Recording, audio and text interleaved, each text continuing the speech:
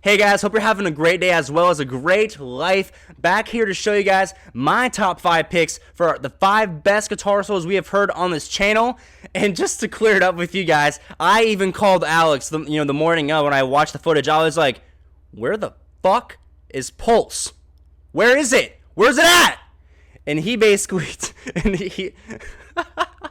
and he told me that he thought about it a lot, and he decided he wasn't gonna do any live videos because he figured that if he did that, then every single of his picks would have been like a live cut. And I was like, okay. I calmed down and all that stuff. We had a more productive conversation to follow that. But yeah, so I decided to also not include any live picks. Maybe in the future we can do like a live cuts, like top kind of list. Also important to note, this list is completely subjective. I'm sure it'll change. Maybe this is like a 2020 list. Maybe we do like a 2021 list next year. With that said, I gotta bring it to the ANA legal team real quick for you guys. That's a subjective opinion of half of ANA. We make no claim to be absolute authorities in the matter, but we do enjoy quote-unquote solos that slap. Please send all disputes and discrepancies to the P.O. Box listed below in the form of valid U.S. currency, pistachios, or whiskey. All right, I know. But it had to be said. With that, I hope you guys are ready for my top 8 favorite records in my collection. That video is going to come out next Thursday. With that said, let's go and dive into it. David Gilmour, Pink Floyd is actually not going to be in my top 5 list here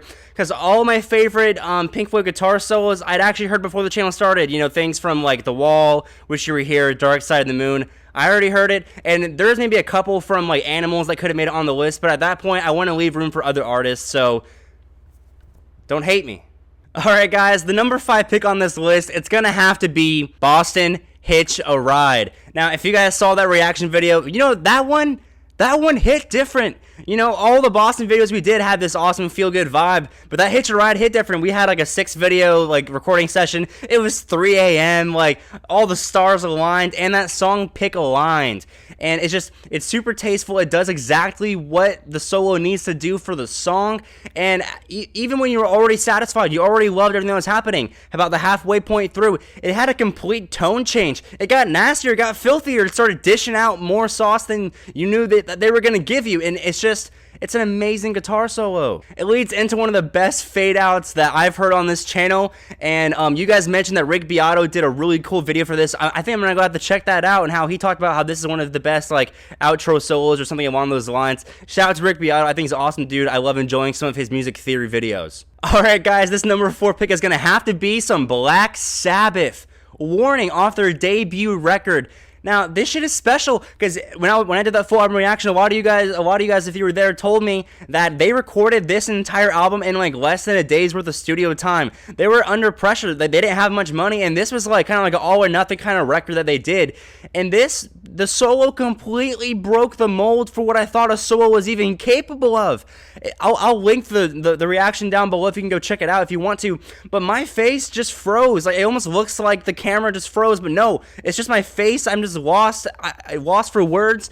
I didn't know guitar solos could do that. I didn't know that was like on the menu of sauce. And Tony Iommi is just an amazing guitarist. If I hadn't heard War Pigs before YouTube, maybe that one would have beaten this. But actually, I don't know, man. Warning, it's different. If you've heard the solo, if you know what I'm talking about, you know what I'm talking about. All right, guys, and my number 3 pick on this list is actually going to be, that's right, Cream White Room.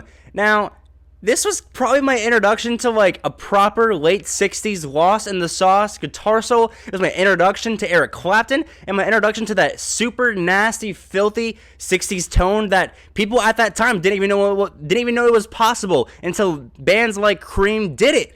And the guitar solo is just amazing. You have the drummer backing him up, and the solo wouldn't be as good without the drums. It's all of them coordinating to build that solo up into everything it needs to be, and just their use of the freaking wah pedal, and just all of it is super insane, super awesome. Cream is dope. Alright guys, and number 2 pick on this list, that's right, the Rush fans can calm the fuck down now. 2112. Had to come on this list for me. Now, I know there's like 3 guitar solos in this song. I'm mainly referring to the second one, but the first and third one are also super snazzy, super awesome.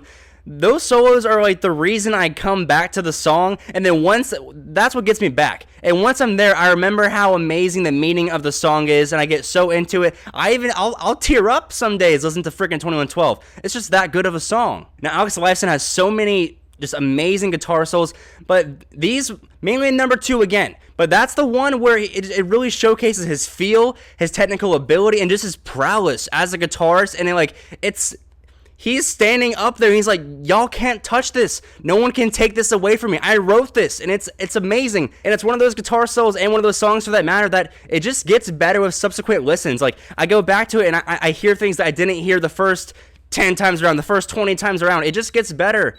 That's how a lot of Rush songs are too. Same thing with the solo from Limelight. It just gets better with subsequent listens.